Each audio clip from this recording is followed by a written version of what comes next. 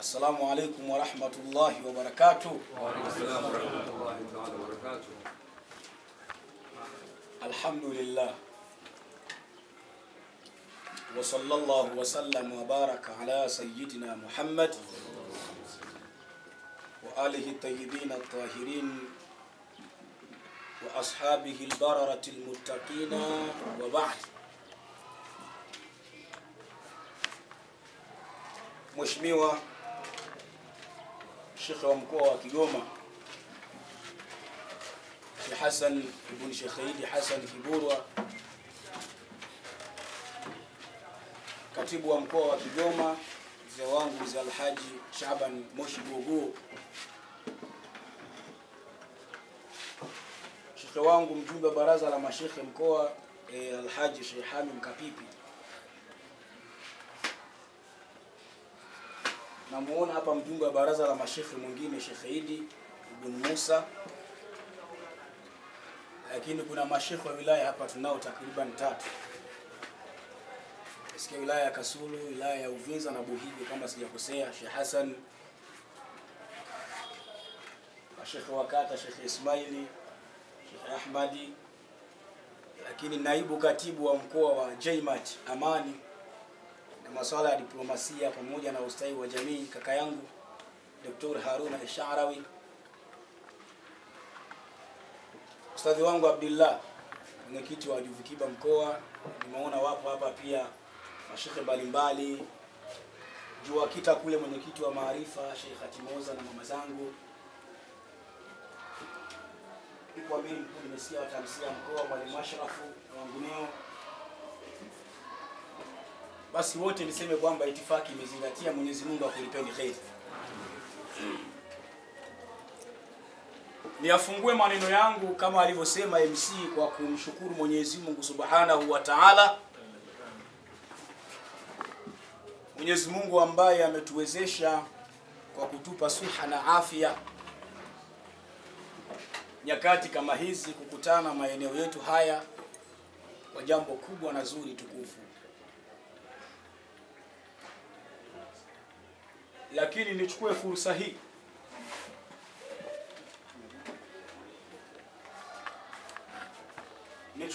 hii kumpongeza na kumpa hongera kubwa mlezi wangu Sheikh Hassan ibn Sheikh Said Hassan Kiburwa, yeye pamoja na wote ambao walioleta fikra hii ya kutukusanya sisi maeneo kama haya kwenye tukio kubwa zuri, tukio la tafakuri, tukio la umoja na mshikamano, tukio ambalo kama kila mmoja ataamua kusafirisha fikra yake, ni moja ya matukio ambayo yanahuisha jamii na nchi kiujumla. Lakini sambamba na kuishukuru na kuipongeza serikali ya Jamhuri ya Muungano wa Tanzania ambayo inaongozwa na Dr. Samia bintu Suluhu Hassan, yeye pamoja na serikali yake, namna ambavyo wanasimamia amani, utulivu wa nchi yetu, kwa namna ambayo watu wa dini zote leo wanaabudu kwa uhuru wao, sawa, wanafanya mambo yao kwa kujinafasi. Hii ni pamoja na kazi yao wao ambao wanaifanya leo na mpaka siku zote. Leo mnaiona nchi yetu ya Tanzania hapa imekuwa na amani na utulivu, paka inafanya paka inasifiwa kwenye nchi zingine. Nilikuwa nasoma jana kwenye grupu letu hili la Majmu'atu Ittihadi al-Afariqa, nikaona kijana mmoja wa Uganda anamtuma jenerali mkuu wa majeshi kule Uganda akimsifia Mama Samia kwa kazi ambayo anaifanya, kwamba leo Tanzania imekuwa inaigwa nchi mbalimbali, sawa bwana, na ni kiigizo kizuri. Hivyo hii neema sisi kama Waislamu, hii neema ya utulivu na amani, tuna nafasi ya kuichunga na kuichunguza kwa kina, ilindwe na isambazwe ili nchi yetu iendelee kuwa ni kiigizo chema. Ibn Qayyim anasemaje? Idha kunta fi ni'matillahi far'aha. Mungu akikupa neema basi uichunge na uhifadhi uweze kukaa nayo. Sasa ndugu zangu, kama alivyosema MC, kama utakuwa ni mfuatiliaji mzuri wa nyanja za masala ya research ambayo yanafanywa na wataalamu duniani kuhakikisha kwamba nchi yoyote, jamii yoyote, taifa lolote wanapewa sifa ya utu na maendeleo pamoja na amani. Jambo kubwa sana liko kimjadala hili. Utaona kwamba hakuna jamii yoyote wala nchi yoyote wala taifa lolote ambalo linasifika kwa sifa ya amani na maendeleo kwa kitu kimoja. Yaani mara nyingi huwa ni mkusanyiko wa mambo mengi ambayo hayo mambo kama jamii itaamua kuyasimamia hayo mambo yanakwenda kutengeneza kitu ambacho kinaitwa amani na utulivu na maendeleo katika jamii wanayoishi.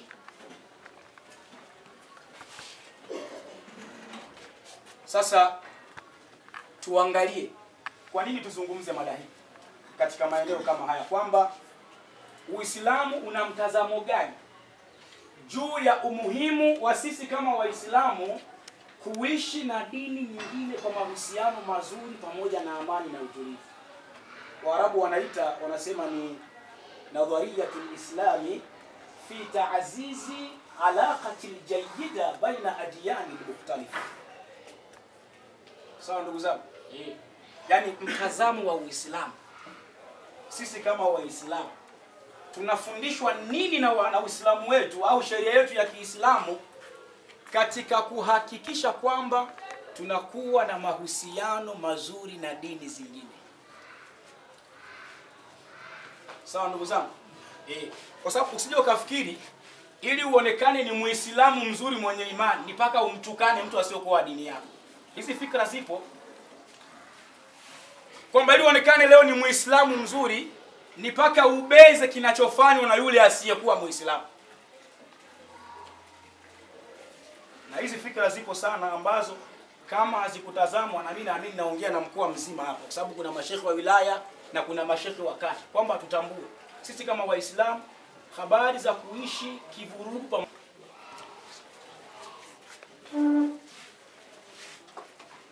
anasema Mwenyezi Mungu Subhanahu wa Ta'ala ndani ya Qur'ani, ni Nahli aya 125. Angalia Mungu namna ambavyo anaonyesha Uislamu vipi umekuja na mafundisho.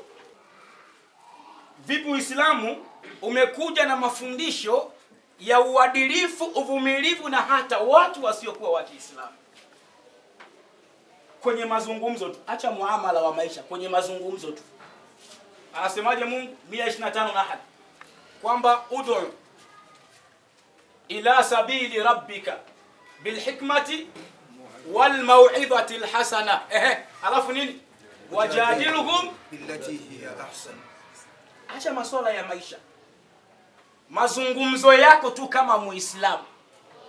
Umeona kabisa huyu ni mtu wa dini tofauti na mimi. Ukahitajia kwamba nahitaji nimbadilishe kifikra. Uislamu wako unatakaje? Unakwambia hapana, hata kama sawa bana unazungumza naye huyu sio katika dini yako. Mazungumzo yako tu yapeleke katika njia ya mafunzo bila kumtusi Mungu anayeabudu, bila kutusi maisha yake, na uhakikishe kwamba zile fikra zako kama utazipeleka kwa mfumo mzuri zitakufanya uweze kumbadilisha. Huwa napenda kuchukua mfano wa almarhum Sharif Said, baba yake na Ustadh Sharif Muhammad Albidhi Kenya. Alisilimisha kijiji kizima Uganda kwa sababu ya tabia zake za kuishi kwa mahusiano mazuri na watu wasiokuwa Waislamu. Na Nikola mtume huyo hakuwatukana, hakuwabeza, lakini kwa ile tabia yake tu walioiona anakula nao pamoja, anawafikishia fikra. Yule mzee Allah amrahamu na atupe baraka zake, wale alisilimisha kijiji kizima, wote wakawa ni Waislamu. Sasa Uislamu wetu ndugu zangu katika mahusiano na dini nyingine haukuja na sheria ya wewe umnyanyapae asiyekuwa Muislamu wala umtukane asiyekuwa Muislamu.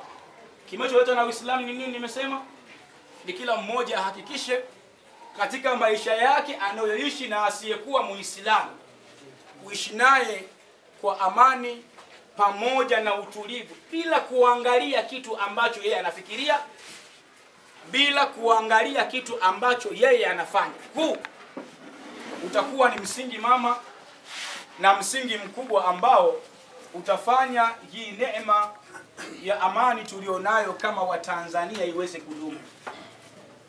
Asema Mwenyezi Mungu Subhanahu wa Ta'ala, Ankabut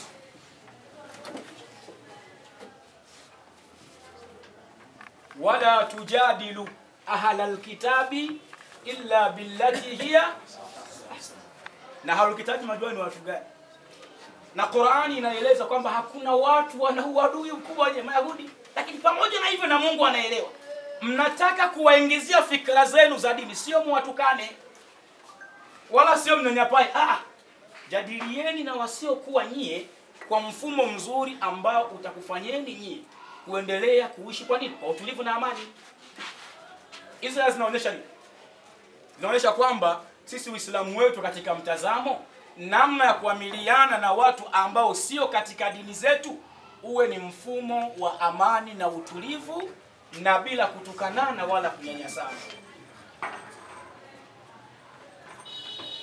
Pengine unaweza kaona ni jambo dogo kwa sababu leo umekuja hapa muumini kwenye kikao umekaa, hamna bomu, hamna bunduki, hamna ukaona zako, lakini nataka niwahakikishie kuna baadhi ya nchi leo wakiamka hajui kama jua litazama. Dakika moja anafahamu, hata usiende mbali Kongo tu hapo mnaona kinachoendelea. Kenya, juzi wale wanaharakati simuona kinachofanyika Tanzania.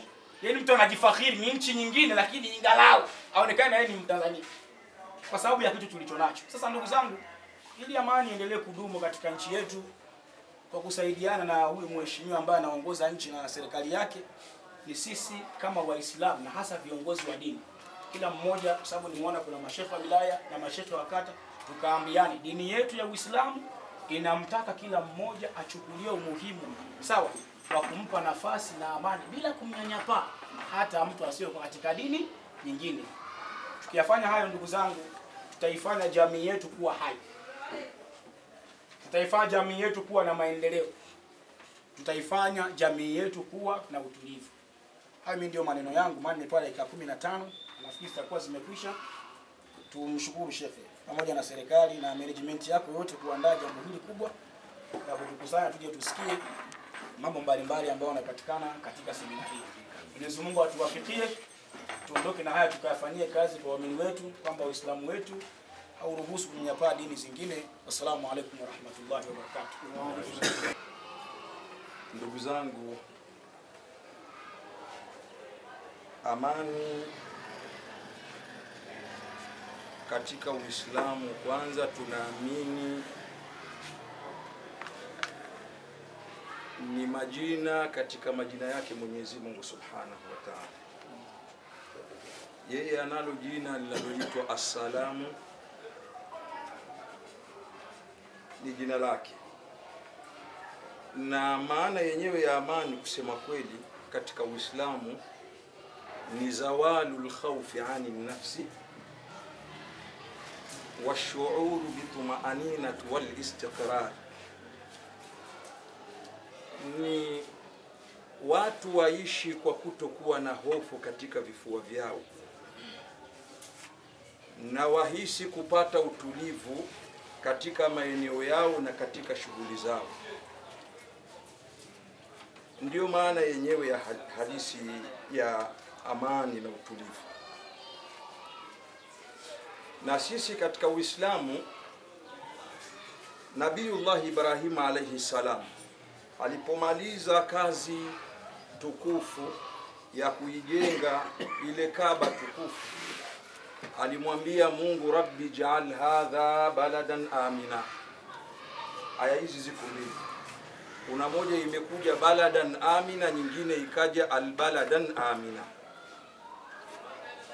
Na hata Nabiullah Yusuf alayhi salam wakati kafikiwa na wazee wake wamekwenda kule Misri, aliwaambia udkhulu Misra insha Allahu aminin, kuonyesha watu wote wenye akili timamu jambo la amani ndiyo jambo la msingi kwa wao. Lakini amani hii tunaweza tukawa tunaendelea kuimba amani, amani, amani. Amani kuna vitu ambavyo ni lazima vizingatiwe ili amani ibakie kuwepo, na watu kuto kutendewa vitu hivyo maana yake ni kukufuru neema hii ya amani, ambayo hata Mungu katuletea mfano mwingine katika Qur'an. Asema wadharaba Allahu mathalan qaryatan kanat aminatun mutma'inna ya'tiha rizquha ragadan min kulli makani fakafarat bi an'ami Allah faadhaqaha Allahu libasul ju'i wal khawfi bima kanu yasna'un. Mungu anatuletea mfano watu wa Maka walikuwa na amani na utulivu. Riziki zinawajia, wanafanya shughuli zao kutoka maeneo mbalimbali ya dunia. Kitendo chao cha kukufuru neema ile ya amani na utulivu, Mwenyezi Mungu Subhanahu wa Ta'ala akawabadilishia, kuwatoa katika hali ya utulivu na kuwavika vazi la hofu na njaa ikawatawala. Kwa hiyo tunawezaje kuilinda amani tulionayo?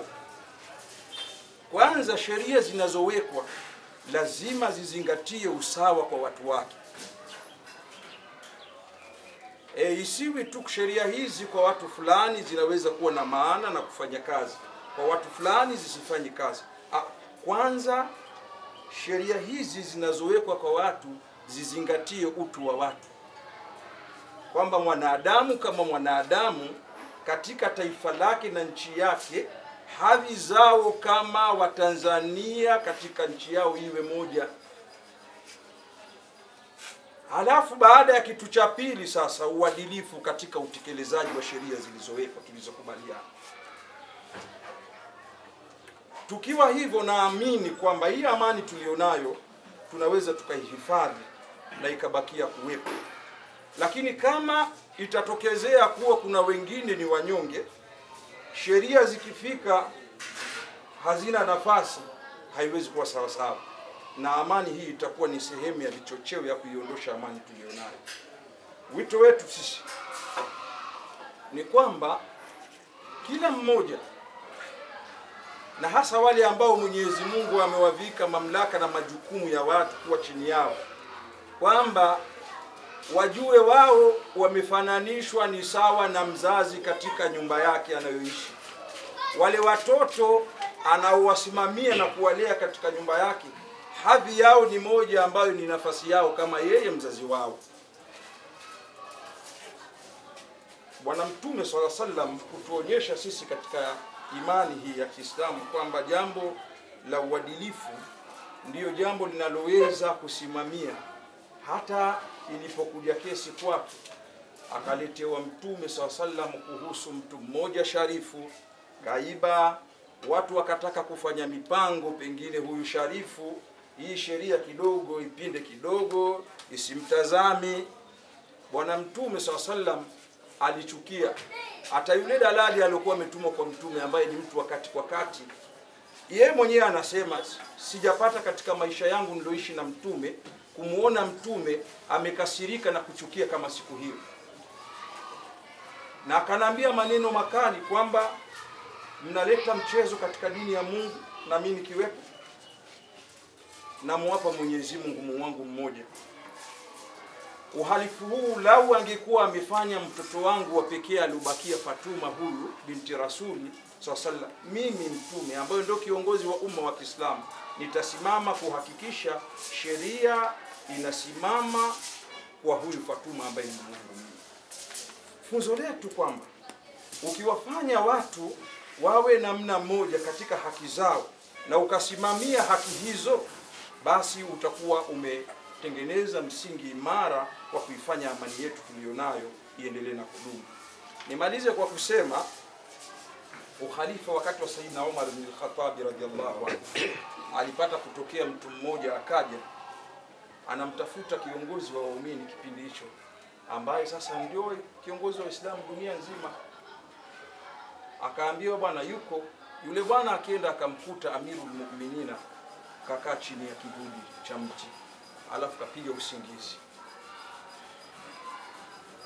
Yule bwana akaangalia, akamwambia maneno mazuri, hakamta faadalta, walimta, umewahukumu watu vizuri, ukafanya uadilifu, na sasa umepumzika, huna wasiwasi yoyote. Basi mimi mchango wangu katika siku yetu hii ya leo, ndugu zangu, ni huo. Wassalamu ala man ittaba al-huda. Wassalamu alaykum wa rahmatullahi wa barakatuh. Assalamu ala sayyidina Muhammad sallallahu alaihi wasallam. Tunamshukuru sana shekhe wetu wa mkoa wa Kigoma, Alhaji Sheikh Hassan bin Eid bin Hassan Kigurwa, na baraza lake na kadhi wetu wa mkoa. Tunawashukuru sana kwa kutuita katika semina hii. Ninaongezea kidogo tu katika somo ambalo limetangulia kidogo, haswa upande wa amani. Amani ndio uti wa mgongo. Huwezi ukafanya ibada ikawa sahihi kama hakuna amani. Huwezi ukafanya biashara kama hakuna amani. Huwezi ukafanya muamala wa namna yoyote kama hakuna amani. Amani ndiyo uti wa mgongo. Unapopoteza amani, maana yake umepoteza maisha yako.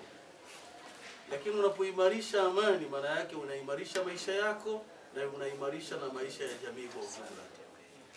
Tuendeleeni sana kuidumisha amani. Tuendeleeni kuitetea kwa hali yoyote ile. Tuiteteeni sana tena sana, ili tuendelee kuishi vizuri, tuendelee kufanya kazi zetu vizuri, tuendelee kufanya ibada vizuri, na haswa kwenda katika uchaguzi kwa amani na utulivu, na kila mmoja ahakikishe kwamba anatumia haki yake kabisa ya msingi ya kumchagua yule ambaye kaona anafaa. Mimi nilikuwa naongeza hapo kwamba kila mmoja jitahidi kuitunza amani, kwa kuwa amani ndio uti wa mgongo. Wassalamu alaikum wa rahmatullahi wa barakatuh. Jambo kubwa Sheikh ametuandalia jambo hili adhimu, nami pia kama wengine nimshukuru Sheikh katika hili kwa kutukusanya sisi tukiwa na sehemu muhimu ambayo Sheikh Hassan ametoka kuisema, masuhulia. Tuna nafasi ya masuhulia kwa wale ambao wametupa dhamana hizi za kuwa mbele yao. Thumma la tusaluna yawma idhin 'anil na'im, kisha Allah atatuuliza katika neema ambazo ametupa. Kwa kuwa tumekuwa viongozi mbele za watu, basi hii ni neema ambayo Allah tabaraka wa taala atatuuliza. Sote tumekuwa mashahidi. Sheikh Hassan Madua ametupitisha hapa ya umuhimu wa jambo kubwa sana la sisi kuishi salama na wasiokuwa Waislamu. Kama alivyotuambia kwamba zipo fikra potofu ambazo tunahisi kama vile sisi tunaweza kueliminate hawa watu katika dunia hii tukawaondosha. Sivyo hivyo. Wao Allah tabaraka wa taala amewaandaa maalum, nasi ametuandaa maalum. Jukumu letu sisi kubwa ni aya hile tuliyofundishwa hapa, kwamba tunatakiwa tuwafanyie da'wa hawa watu, tuone kasoro zao na ubora tulionao sisi, ili tuendelee kuwa vizuri katika hili jambo bora tulilosimama nalo. Ndio maana tukaambiwa ud'u ila sabili rabbika bil hikma wal mau'izati hasana wajadilhum billati hiya ahsan. Hili jambo kubwa sana kwamba sisi tuwafanyie da'wa hawa watu. Lakini katika njia hiyo hiyo ya da'wa tumepewa mambo makubwa. Tukiongea nao tuongea nao vizuri. Ikiwa ni jambo la mjadala tujadiliane nao kwa njia njema. Hebu tazama. Tazama ubora na uzuri wa Uislamu. Sasa sisi hatuna sababu ya kuyabeba yale walionayo wao dhidi ya Uislamu. Ni ajenda yao. Sisi tuna ajenda yetu ya kuidhihirisha dini hii juu ya dini nyingine, pamoja na kuchukia kwao. Hiyo ndio ajenda tulionayo. Lakini pia Mwalimu Ashraf ametupitisha na ametuonyesha kwamba hii dini nyepesi. Uislamu si dini ya maguvu. Tazama mambo ambayo Mtume sallallahu alaihi wa alihi wasallam amefanyiwa, lakini kafanyiwa mambo magumu na wasiokuwa Waislamu. Asubuhi anakwenda kuwatazama, yuko wapi wewe, anaekea kinyesi kila siku. Mtume sallallahu mguu mosi, mguu pili, anakwenda kumjulia hali. Lakini sambamba na hilo, Uislamu dini ya uadilifu sana. Kisa cha Ali ibn Abi Talib radhiyallahu anhu, amekaangusha dirii yake, mashekhe wote mnafahamu. Lakini kesi imekwenda kwa nani? Kwa kadhi. Anaambia lete mashahidi, sema mashahidi mimi nao ni Hassan na Hussein. Sheria inawaambia hapana, hapana, hawa hawezi kukubali kuwa mashahidi wao, ni wanao hawa. Tazama Uislamu ulivyokuwa dini ya uadilifu, dini iliyo sawa. Lakini dini nyingine haziko hivyo. Lakini mwisho, shekhe wangu Sheikh Idi ametuonyesha jambo kubwa sana la umuhimu wa amani.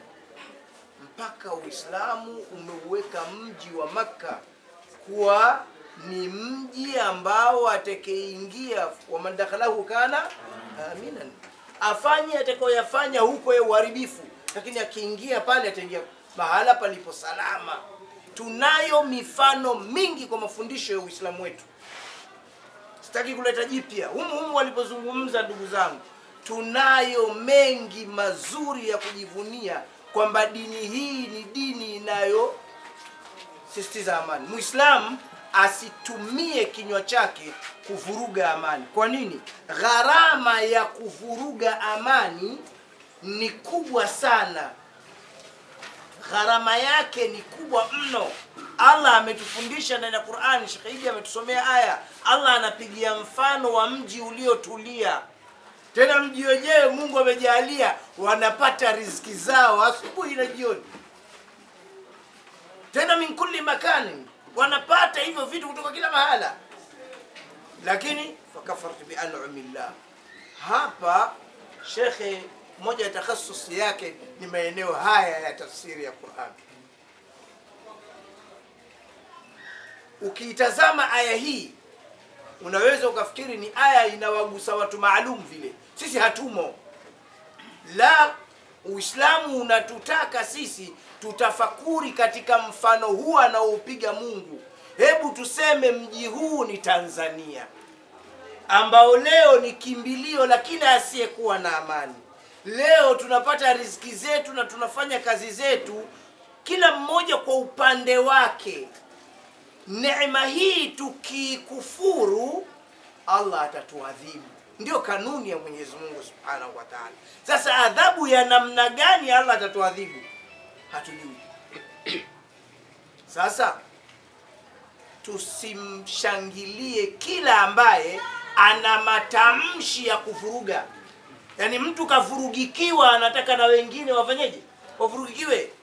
Matamshi mabaya tutakiwasha. Matamshi ya kuonyesha kwamba kila mmoja akose, bora tukose wote. Haya sio matamshi katika Uislamu. Sasa kama mashekhe, mimbari zetu tusitumie.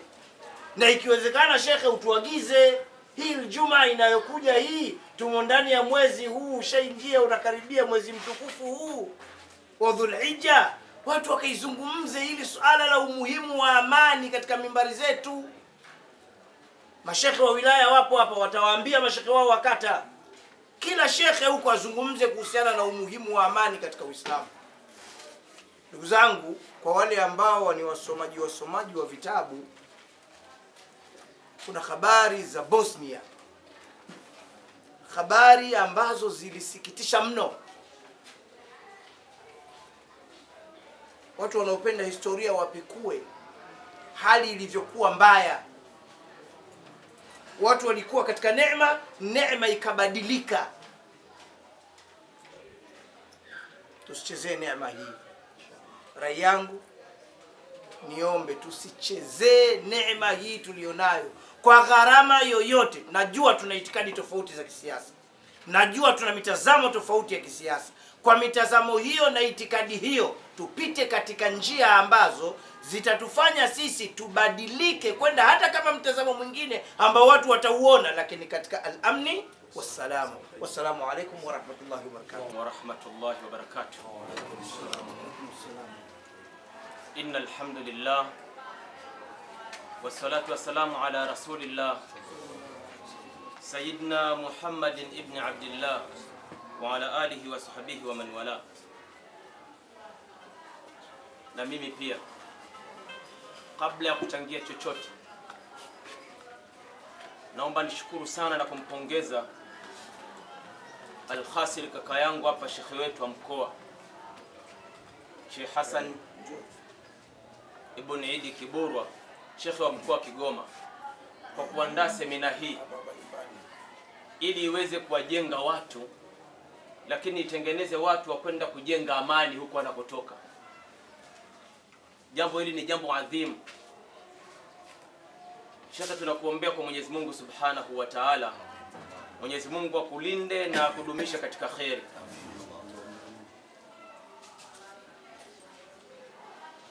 Ndugu zangu, umuhimu wa amani na utulivu katika nchi yetu hii ni jambo la muhimu la msingi kuliko chochote.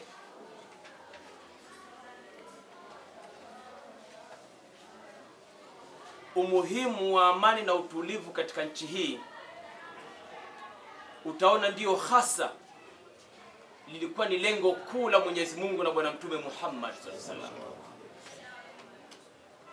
Nchi yetu hii ya Tanzania imejumuisha watu ambao wana imani na dini na madhehebu mbalimbali, kila mmoja kwa imani yake. Kwa hiyo kuwalea watu ndio uongozi. Ndugu zangu viongozi ambao mpo hapa leo, na hili neno shekhe wa mkoa huwa anapenda kulisema mara kwa mara, kiongozi ni yule ambaye anawalea watu. Yaani ukiona Allah Subhanahu wa Ta'ala amekupa uongozi wa nyanja yoyote, basi ujue wewe ni dhamana ya Mungu kwenda kulea watu wake. Sasa msingi wa malezi kwanza ni amani na utulivu. Mimi huwa ninapenda sana kumsupport na kumshukuru sana huyu mama yetu, Rais wa Jamhuri ya Muungano wa Tanzania, mama yetu Samia Suluhu Hassan. Huwa napenda kumsifu na kumshukuru sana pale ambapo kila hotuba yake huwa anapenda kusema, nitahakikisha ndani ya uongozi wangu ninawalea wa Tanzania katika amani na utulivu kwa gharama yoyote. Lile ni neno kubwa kweli, nikwambie ndugu zangu. Yuko tayari kutoa chochote, lakini kuhakikisha watu wanaowalea wawe na amani na utulivu. Na hilo ndio jambo la kwanza la kiongozi ambapo ataulizwa na Mwenyezi Mungu Subhanahu wa Ta'ala. Swali ala Nabii Muhammad. Mimi ni nukuu kidogo kwa uchache. Hakuna jambo gumu unapokuwa kiongozi kama siku ile ambapo utasimamishwa mbele ya mahakama ya Mwenyezi Mungu kuulizwa mambo yako na ya watu ambao walikuwa chini ya malezi yako. Ni jambo gumu kweli kweli. Siku moja Sayyidina Umar ibn Khattab radhiallahu anhu alifika akawaambia watu wake, akasema, khiftu an as'alani Allah.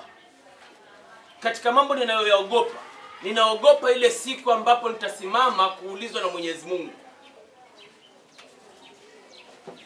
Asema, faqala Allah tabaraka wa ta'ala, ya Umara,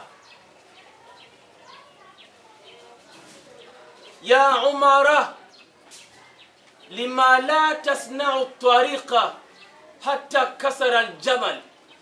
Kwa vipi wewe hukutengeneza njia nzuri mpaka ngamia akateremka kwenye mlima akavunjika mguu? Yaani kitendo cha ngamia tu kuvunjika mguu kutoka mlimani, eti ataulizwa Saidina Umar katika utawala wake.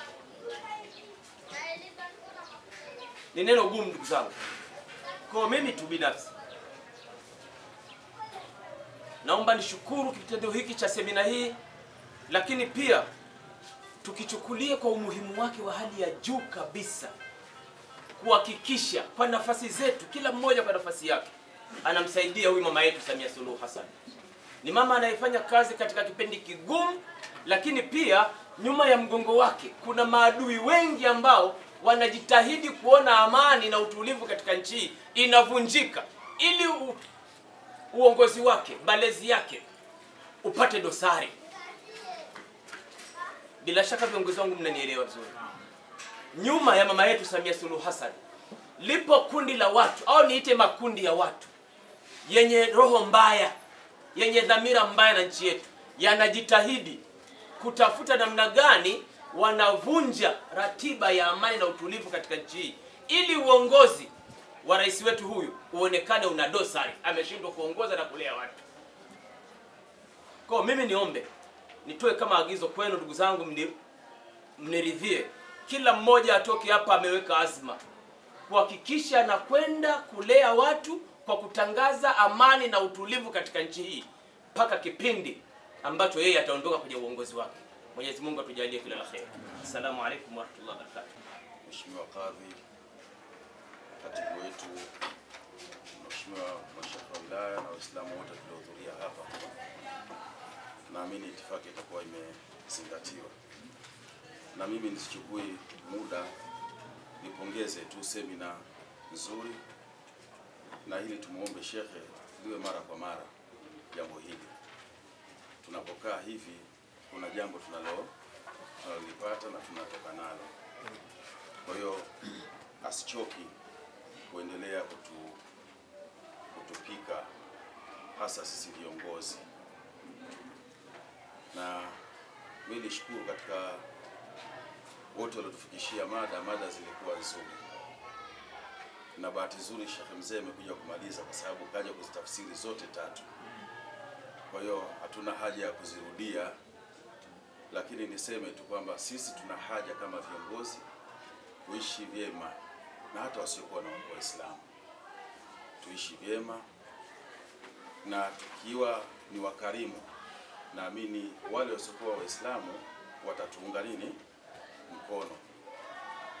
Na mimi na mambo ambayo yalionikuta mimi, nilibahatika kuunguliwa na nyumba nikiwa siku tena mwezi wa Ramadhani, na bahati nzuri ndugu zangu wote walikuwa hawapo. Walikuja kuniauni kuja kuzima moto ule ni Wakristo majirani. Kwa nini walikuja? Kwa sababu tuliishi nao kwa wema. Kwa hiyo ni jambo ambalo sisi kauli zetu zikiwa njema zitasababisha kuwa na amani kuendelea katika nchi yetu. Lakini pia jambo kubwa hili lilozungumzwa la amani kwa watu wa Kigoma, mtu ambaye atakayeweza kuichezea hii amani atakuwa ni mwenda wazimu, kwa sababu sisi si wageni wa mambo tunayokutana nayo. Mimi ni shuhuda. Juzi hapa kabla ya machafuko ya Goma, mimi nilikuwa Goma, lakini ndio sehemu ambayo nilikutana na maiti zaidi ya 20, tena maiti ambazo hata mtu mwingine hajafa bado miguu inatigisika, na moyo unakwenda mbio, unauliza bwana, tutakwenda tutafika huko? Unaambiwa hii ndio salama. Yaani kufa wale watu ndio njia inakuwa salama. Lakini ili ufike Goma, maana tunazungumza sehemu ambayo inatuzunguka sisi, ili ufike Goma leo kwa kupitia kutoka Kigoma unakwenda Burundi, unaingia Uvira, unatoka unakwenda Rwanda, unarudi tena Kongo, unakwenda Rwanda, alafu ndio unaingia Goma sasa. Yaani pasipoti unagonga mara 4 ili ufike Goma. Sasa kwa nini? Na umeshaingia Kongo. Amani haipo. Lakini niseme tu, mtu ambaye alikuwa ananipeleka Goma leo kabaki yatima. Juzi ananiambia, Sheikh, hivi sasa sijui mume wangu yuko wapi, wala sijui watoto wako wapi. Hivi kakimbia yuko Dar es Salaam. Kwa hiyo utaona namna gani mtu ambaye anaweza kuchezea amani. Kwa hiyo ni vyema kwamba sisi wote tupaze sauti zetu kuhakikisha kwamba amani inaendelea kudumu, na tusimchezee mtu yote ambaye anaichezea amani. Mimi nimeshuhudia, nilikuwa Rwanda siku ya maadhimisho yale ya Ndarahamwe nimeshuhudia mlima wa mifupa ya binadamu. Yaani imewekwa kama kumbukumbu kwamba yale mauaji ilikusanywa ile mifupa yote sehemu maalumu. Sasa ile hali ukiitazama unasema Tanzania bado tuna kheri, na huku ni kimbilio la wengi, na wengi unasikia wamekimbilia huku, na ni ukweli usiopingika. Leo mji wetu umepata kheri, watu wengi wamekuja, wamepanga Mwanga, wamechukua majumba, wamepanga, wamekimbia nini? Fujo, wamekimbia kutokuwa na nini? Na amani. Kwa mimi nisiwachoshi, nilipenda niliongezee hili kwamba tusichezee amani. Sisi kama viongozi tuendelee kupaza sauti zetu kuhakikisha kwamba amani na utulivu unapatikana katika maeneo yetu, ili hasa Mwenyezi Mungu aupitishe huu uchaguzi kwa salama na amani. Lakini tuendelee kumwombea mama yetu Samia Suluhu Hassan. Mimi juzi nilikuwa naangalia kwenye mtandao, yani kuna mtu anamtusi vibaya sana, lakini imefikia maana sio kumtusi tu, mambo wanakuchezea watu waetia, wamemvua mpaka nguo kabaki uchi. Hebu niambie, swali langu sasa, aliache kwa mama Samia, wewe uko nyumbani umekaa na familia yako, baba yako, mama yako, afu mtu anakuja anamvua nguo mama yako zote, utafanya nini? Anakuja anamvua nguo baba yako zote, utamwambia endelea kumvua, mkate na kichwa? Inawezekana? Kwa hiyo yule ni kiongozi wetu. Jambo hili tunalipinga na tunapaza sauti zetu kwamba si jambo la ustaarabu kwa Watanzania, sio maadili yetu. Baada ya kusema haya, mimi niwashukuruni sana. Mheshimiwa Kadhi, sasa nafasi yako ili uweze kuongea na wanasemina hii. Nawashukuruni sana. Asalamu alaykum wa rahmatullahi wa barakatuh. Wa alaykum assalam wa rahmatullahi wa barakatuh. Tunamshukuru Mwenyezi Mungu ambaye ametupa nafasi ya kukutana leo, na tunamwombea rehema na amani Mtume wetu Muhammad sallallahu alaihi wasallam, ali zake, sahaba zake na watu wote wema. Naomba mridhie sauti yangu na kwaruza inshallah kwa sababu ya matatizo ya kiafya, lakini nitajitahidi niseme polepole ili mnielewe. Kwanza nawashukuruni wote viongozi ambao mmekuja kushiriki katika semina yetu hii. Mwenyezi Mungu awalipeni kila la kheri. Amin. Niliamini kwamba amka twende ndio walioagana usiku. Tunataka tuende pamoja. Na haya mambo yote imesemwa na wenzangu waliotangulia kwa ufasaha. Wamesema vizuri kuhusu amani na utulivu nchini kwetu.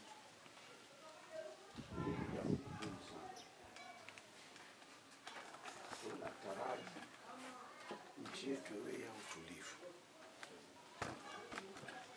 na tumefundishwa sisi kuishi kwa kuvumiliana, hasa sisi Waislamu.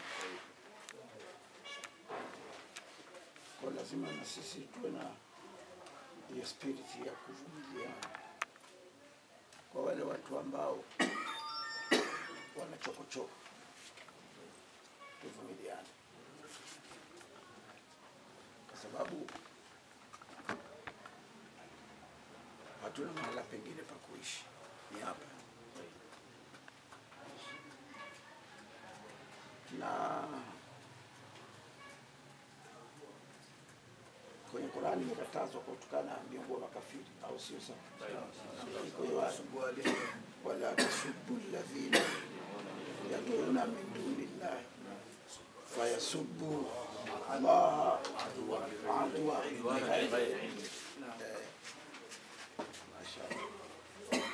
Msifanye hivyo, mnawatukana watu kwa miguu yao, sio sawa. Leo nasema kumtukana baba yako au mama yako, sio lazima umwambie yeye mwenyewe kumtukana, lakini ukiwatukana wazazi wa mwingine, na wewe sio utamtukana babako, na nikamtukana. Kwa dini yetu inatufundisha sisi nyakati zote ustahimilivu katika shida kama hizo, ili tujenge umoja, na mimi naamini tutaendelea kuishi hivyo.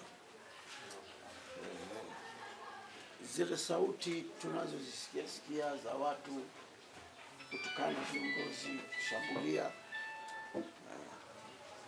sauti nyingine zinalenga kuleta fujo, zikiwakilisha maslahi ya mabwana zao nje ya nchi. Wanaona takbir. Nimeshuhudia clip moja ya bwana mmoja yuko mahakamani kapelekwa na wazungu wamekuja kwenye mahakama. Sasa ni kwenu huko. Huko mnakuja nyinyi ni kwenu. Wewe Uingereza, wewe Marekani, unakuja kwenye mahakama unataka kusikiliza nini kama sio uchochezi? Kwa hiyo sisi tumwombee Mwenyezi Mungu rais wetu mambo yaende vizuri.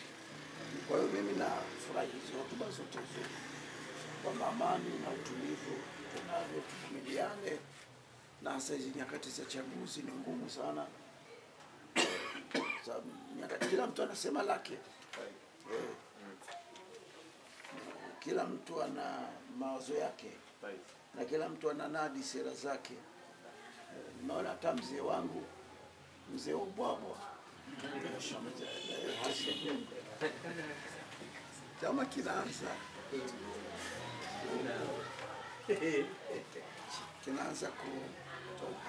kupata uhai, ndio wakati wenyewe, akichelewa itakula kwake.